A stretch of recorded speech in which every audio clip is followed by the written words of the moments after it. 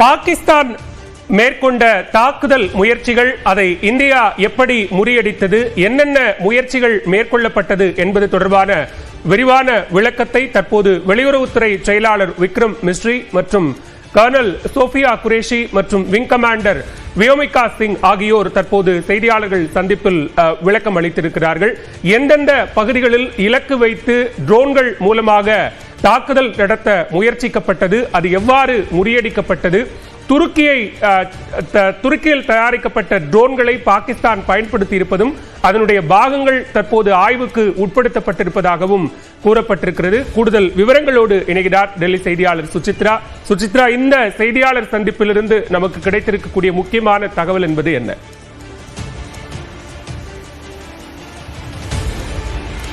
பல்வேறு முக்கிய அம்சங்களை குறிப்பாக மே 8 மற்றும் 9 ஆகிய இரவுகளில் எல்லையில் நடைபெற்ற தாக்குதல் தொடர்பான தற்போது விவரங்களை மத்திய அரசாங்கத்தினுடைய பிரதிநிதிகள், குறிப்பாக மத்திய வெளியுறவுத்துறையினுடைய செயலாளர் விக்ரம் மிஸ்ரி, பாதுகாப்பு படையை சார்ந்த கர்னல் சோஃபியா குரேஷி மற்றும் விங் கமாண்டர் வியோமிகா சிங் ஆகியோர் விளக்கி வருகிறார்கள்.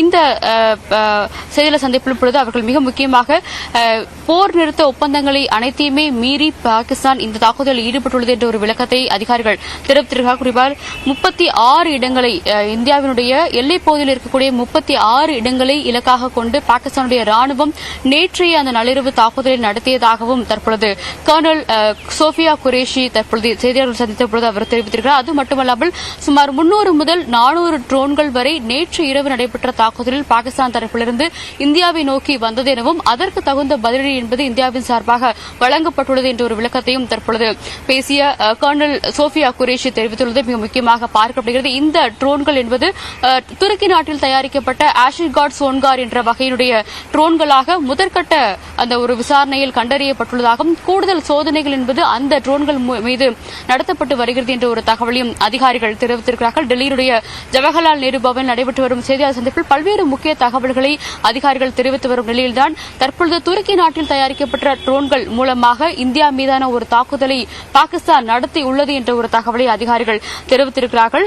மிக முக்கியமாக இந்த ட்ரோன்கள் பெரும்பாலானவை ஒரு தகவலை சேகரிக்கும் ஒரு நோக்கத்தோடு இந்தியாவின் மீது அனுப்பப்பட்டிருக்கலாம் என்ற ஒரு சந்தேகமும் இருப்பதாகவும் கூறப்படுகிறது. இவ்வளவு பெரிய அளவிலான ஒரு வான்வெளி தாக்குதல் என்பது பாகிஸ்தான் ஈடுபடும் பட்சத்தில் பெரும்பாலான ட்ரோன்கள் அவ்வளவு ஒரு ஸ்ட்ராங்கான ட்ரோன்களாகவும் குவாலிட்டி தரம் வாய்ந்த ட்ரோன்களாகவும் இல்லை. அது ஒரு இன்டெல் சேகரிக்கும் நோக்கத்தில் கூட அவை வந்திருக்கலாம் என்ற ஒரு கருத்திலும் அவர்கள் தெரிவித்துள்ளது மிக முக்கியமாக பார்க்கப்படுகிறது. அதே சமயம் இந்த இந்தியாவுடைய எதிர் தாக்குதல் நடைபெறும் பொழுது பாகிஸ்தான் தன்னுடைய வான்வெளியை, அதாவது சிவில் விமானங்களுக்கான அந்த ஒரு போக்குவரத்திற்கான வான்வெளியை அவர்கள் மூடவில்லை.